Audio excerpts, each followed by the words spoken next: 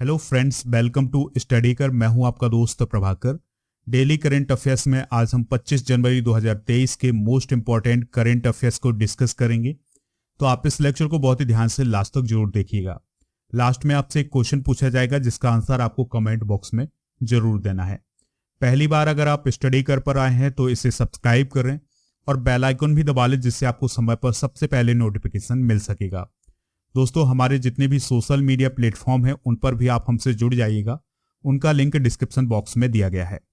सबसे पहले कल के करंट अफेयर्स को रिवाइज करते हैं, फिर इसके बाद आज के क्वेश्चन डिस्कस करेंगे। कल का पहला क्वेश्चन था, इंडिया ओपन बैडमिंटन चैंपियनशिप 2023 में वुमेन्स सिंगल्स का टाइटल किसने जीता है? तो ये जीता है एन सियोंग ने। एन सियोंग जो है वो कोरिया की हैं, तो उन्होंने वुमेन्स सिंगल्स का खिताब जीता है इंडिया ओपन बैडमिंटन चैंपियनशिप में। नागरिक विमानन महानिदेशालय यानी डीजीसीए के अगले प्रमुख के रूप में किसे नियुक्त किया गया है?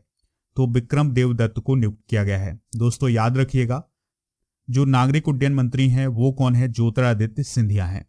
पराक्रम दिवस 2023 कब मनाया गया है? तो ये 23 जनवरी को मनाया गया है। सुभाष चंद्र बोस के जन्म दिवस पर मनाया जाता है पराक्रम दिवस। ममानी महोत्सव का आयोजन कहाँ किया गया है? लद्दाख में किया गया है। लद्दाख के राज्यपाल जरूर याद रखिएगा आप, वो कौन है? आर.के. माथुर। भारतीय वायुसेना फरवरी 2023 में नॉर्थ ईस्ट इंडिया में कौन सा अभ्यास आयोजित करने वाली है? तो प्रलय अभ्यास आयोजित करने वाली है। चराइब दे मोइदम्स को भारत की ओर से यूनेस्को विश्व धरोहर स्थल में नॉमिनेट किया गया है। यह किस राज्य में स्थित है? तो यह असम राज्य में स्थित है। Pandit Hariprasad Chaurasia life time achievement award से किसे सम्मानित किया गया है?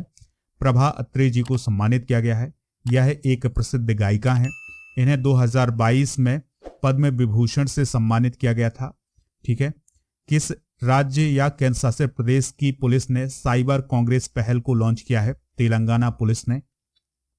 अनुराग ठाकुर द्वारा साल 2022 के सबसे प्रतिष्ठित वैज्ञानिक सम्मान से किसे सम्मानित किया है? आर विष्णु प्रसाद को। अंतर्राष्ट्रीय शिल्प शिखर सम्मेलन का आयोजन किस राज्य में किया गया है? तो यह उड़ीसा में किया गया है। इसका उद्घाटन नवीन पटनायक जी ने किया था। आज का पहला क्वेश्चन है, बहुत ही ध्यान से आप देखिएगा और लास्ट तक देखना है आपको इस पूरे लेक्चर को। और जो क्वेश्चन आपसे पूछा जाए उसका आंसर आपको कमेंट बॉक्स में देना है। पहला क्वेश्चन है, स्कॉर्पिन क्लास की 5वीं पनडुब्बी कौन है जिसे इंडियन नेवी में शामिल किया गया है?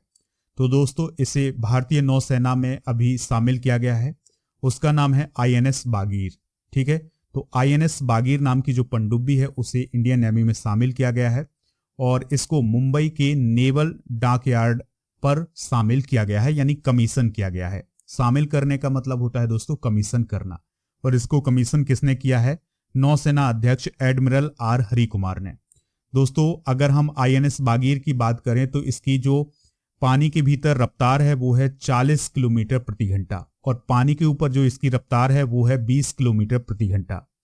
और इस पनडुब्बी को प्रोजेक्ट 75 के तहत बनाया गया है। दोस्तों आप याद रखिएगा कि जो प्रोजेक्ट 75 है इसके अंतर्गत 6 पनडुब्बियां बनाई जानी थी, जिसमें 6 का निर्माण हो चुका है और 5 पनडुब्बी जो है वो इंडियन नेवी में शामिल हो चुकी हैं। 6वीं पनडुब्बी जिसका नाम है आईएनएस बागसीर, उसको 2023 में शामिल किया जा सकता है इंडियन नेवी में। चलिए अब हम इन 6 पनडुब्बियों को डिस्कस करते हैं कि वो कौन कौन सी पनडुब्बी हैं जिन्हें इंडियन नेवी में शामिल किया गया है या प्रोजेक्ट 75 के तहत बनाई जा चुकी हैं। आईएनएस कलाबरी पहली पनडुब्बी थी प्रोजेक्ट 75 के तहत। दूसरी आईएनएस खंडेरी, तीसरी आईएनएस करंज, चौथी थी आईएनएस बेला और 5वीं है जिसे अभी हाल ही में शामिल किया गया है आईएनएस बागीर और 6ठी है आईएनएस बागसीर। तो दोस्तों आईएनएस बागसीर जो है वो 2023 में शामिल हो सकती है इंडियन नेवी में। अगला क्वेश्चन है, आर्कोलॉजिकल सर्वे ऑफ इंडिया ने किस विश्व धरोहर स्थल में 1200 साल पुराने 2 लघु स्तूप की खोज की है? तो नालंदा महाविहार में एएसआई के द्वारा 2 लघु स्तूप खोजे गए हैं। ठीक है दोस्तों, और इन स्तूपों में भगवान बुद्ध की कलाकृतियां या आकृतियां दर्शाई गई हैं और ये 1200 साल पुराने हैं। नालंदा की बात करें तो यह बिहार स्टेट का एक डिस्ट्रिक्ट है जिसका जो मुख्यालय है वो है बिहार शरीफ में। और अगर हम बात करें नालंदा की तो यहाँ पर भगवान बुद्ध और महावीर कई बार ठहरे थे। नालंदा एक प्रसिद्ध महाविहार था जो कि प्राचीन भारत में मगध साम्राज्य में एक बड़ा बौद्ध मठ था। मगध आजकल क्या कहलाता है दोस्तों? बिहार कहलाता है।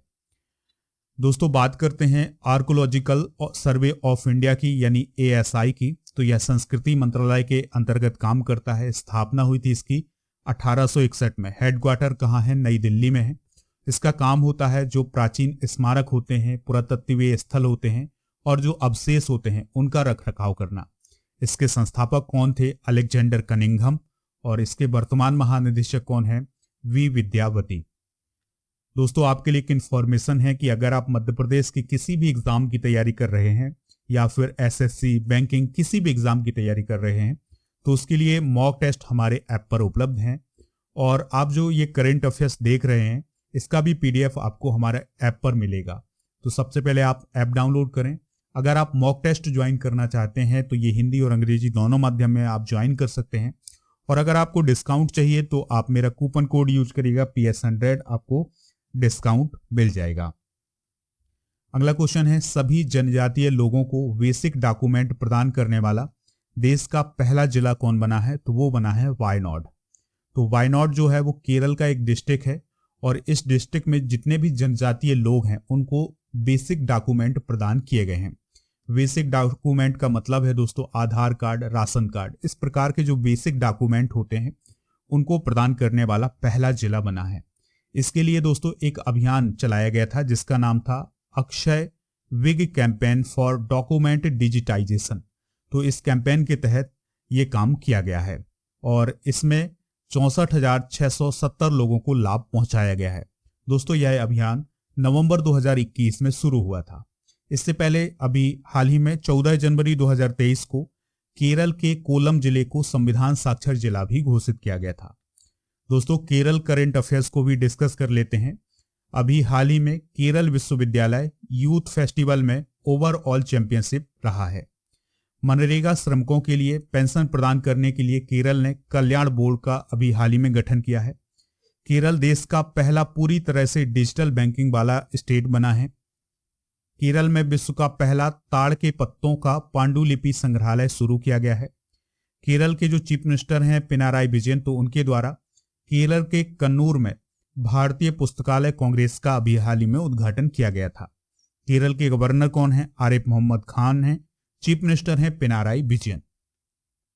अगला क्वेश्चन है, किसे 2022 के लिए ICC men's T20 team of the year में जगह मिली है? आंसर है इसका विराट कोहली, सूर्य कुमार यादव और हार्दिक पांड्या। तो इसका जो राइट आंसर हो जाएगा वो हो जाएगा ऑप्शन नंबर डी।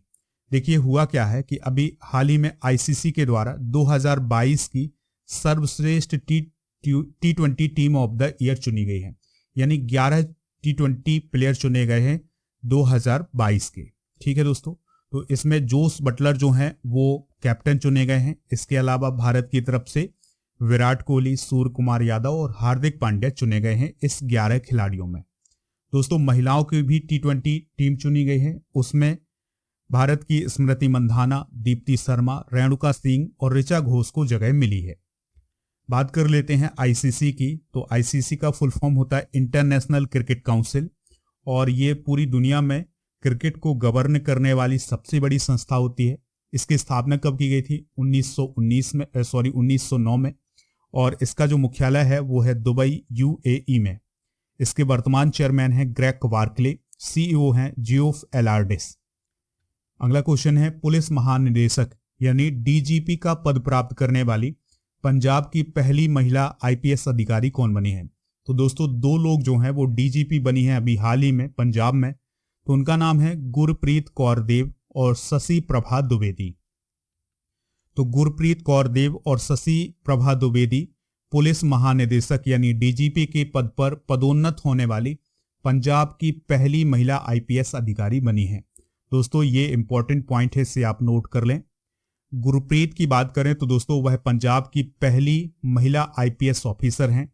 उन्हें 5 सितंबर 1993 को IPS अधिकारी के रूप में नियुक्त किया गया था और जो शशि प्रभा द्विवेदी हैं उन्हें 4 सितंबर 1994 को नियुक्त किया गया था। बात आई है यहाँ पर पंजाब की, तो चीफ मिनिस्टर कौन है? भगवंत मान है। राज्यपाल हैं बनवारी लाल पुरोहित और यहाँ का जो राजकीय पशु है वो है काला हिरण। अगला क्वेश्चन है, उत्तर प्रदेश दिवस 24 जनवरी को मनाया गया है और यह आयोजन कब से शुरू किया गया था या कब से मनाया जा रहा है? तो इसका प्रारंभ हुआ था 2018 से। तो दोस्तों साल 2018 से हर साल उत्तर प्रदेश दिवस मनाया जा रहा है। 24 जनवरी 1950 को उत्तर प्रदेश के रूप में मान्यता मिली थी। इससे पहले इसे संयुक्त प्रांत के नाम से जाना जाता था। 2023 की थीम क्या है? Investment and employment. ठीक है, तो इन्वेस्टमेंट एंड एम्प्लॉयमेंट जो है वो 2023 की थीम है। और दोस्तों इस दिवस के आयोजन पर बहुत सारे कार्यक्रम आयोजित होने हैं 24 जनवरी से 26 जनवरी 2023 तक। बात कर लेते हैं उत्तर प्रदेश की। तो दोस्तों उत्तर प्रदेश की चीफ मिनिस्टर कौन है? योगी आदित्यनाथ हैं। राज्यपाल हैं आनंदीबेन पटेल और इसकी जो सीमाएं हैं वो 8 राज्य और 1 केंद्र शासित प्रदेश से लगती हैं। जिलों की संख्या 75 है। लोकसभा सीटें 80 हैं। राज्यसभा सीटें 31 हैं। राजकीय पशु बारहसिंगा है। राजकीय पक्षी सारस या क्रैन है। राष्ट्रीय उद्यान है दुधवा राष्ट्रीय उद्यान। बांध है गोविंद बल्लभ पंत सागर बांध जो कि रिहंद नदी पर है। अगला क्वेश्चन है, अंतर्राष्ट्रीय शिक्षा दिवस 2023 का विषय क्या है? यानी कि जो इंटरनेशनल एजुकेशन डे है 2023 का, इसकी थीम क्या है? तो इसकी थीम है to invest in people prioritise education. तो ये पॉइंट दोस्तों आपको नोट करना होगा। अंतर्राष्ट्रीय शिक्षा दिवस की जो थीम है वो क्या है? अब ये जो अंतर्राष्ट्रीय शिक्षा दिवस है ये कब मनाया जाता है? ये 24 जनवरी को मनाया जाता है। इसकी घोषणा संयुक्त राष्ट्र महासभा के द्वारा 3 दिसंबर 2018 को की गई थी। और इस साल जो ये इंटरनेशनल डे ऑफ एजुकेशन है ये अफगानिस्तान की जो लड़कियां हैं और जो महिलाएं हैं उनको समर्पित किया गया है। दोस्तों उनको जिस प्रकार से शिक्षा के अधिकार से वंचित किया जा रहा है तो इसके प्रति लोगों को जागरूक करने के लिए यह दिवस इस बार समर्पित किया गया है अफगानिस्तान की महिलाओं और लड़कियों के लिए। अगला क्वेश्चन है, एससीओ फिल्म महोत्सव 27 से 31 जनवरी 2023 तक किस शहर में आयोजित किया जाएगा? तो जो एससीओ फिल्म महोत्सव है ये आयोजित किया जाएगा मुंबई में। कहां पर दोस्तों? मुंबई में।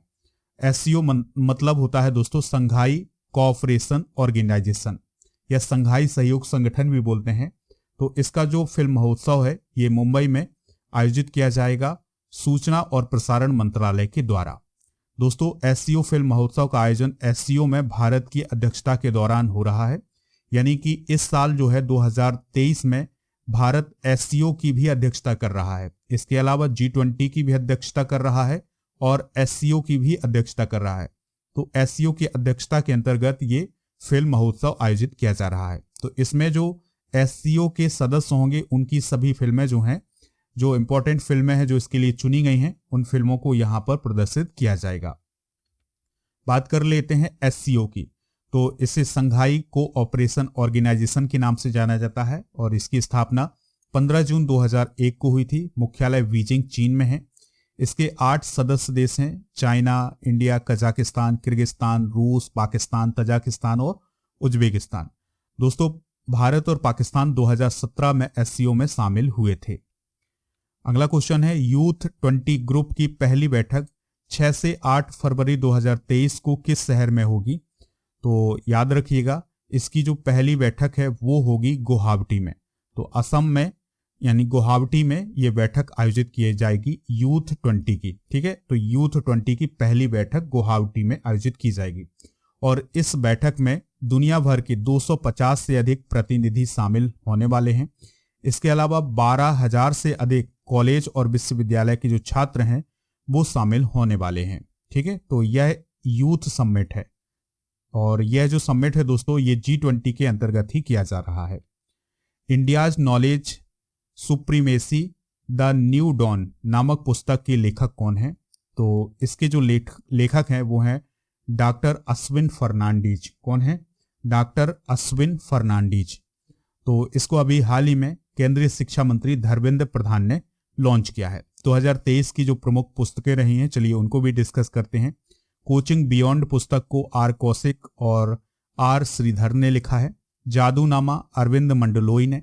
ह्यूमन एनाटॉमी को डॉक्टर अश्विनी कुमार द्विवेदी ने। रोलर कोस्टर को तमल बंदोपाध्याय ने लिखा है। तो ये थे आज के महत्वपूर्ण करंट अफेयर्स के क्वेश्चन। आपसे एक क्वेश्चन पूछा जा रहा है जिसका आंसर आपको कमेंट बॉक्स में देना है। उत्तर प्रदेश दिवस कब मनाया जाता है? 23 जनवरी, 22 जनवरी, 24 जनवरी या 25 जनवरी? जो भी इसका राइट आंसर हो कमेंट बॉक्स में जरूर बताइएगा। पीडीएफ डाउनलोड करना हो तो पीडीएफ मिलेगा ऐप पर। ऐप का लिंक डिस्क्रिप्शन बॉक्स में दिया गया है। लेक्चर पसंद आया हो तो आप इसे लाइक करें, शेयर करें सभी दोस्तों को, सभी सोशल मीडिया प्लेटफॉर्म पर। जय हिंद, वंदे मातरम।